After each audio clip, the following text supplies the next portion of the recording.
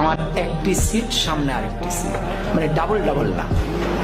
পরে কেউ আসে না, পরে একটি মেয়ে আসে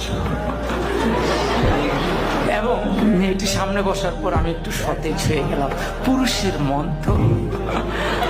পরে মেয়েটি দেখলাম সাদা গাউন পরা, আমি বুঝলাম সে সিলেট মেডিকেল।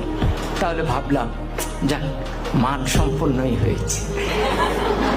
এরপরে ট্রেন এগিয়ে যাচ্ছে, আমার মনে কত কিছু আসে, কত ভাবনা আসে, কিন্তু আমি তো কথা বলতে পারতেছি না, খুব আনইজি বোধ করছি। কি করব? ট্রেন যায় ভিড়লো আখাউড়া স্টেশনে। আখাউড়া তো নাম শুনেছ না?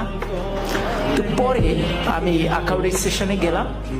যাওয়ার পর হঠাৎ আমি তো মেয়েটার দিকে তাকানোর চেষ্টাই করি, কিন্তু মেয়েটা করে কিনা আমি ঠিক বুঝি না। তো হঠাৎ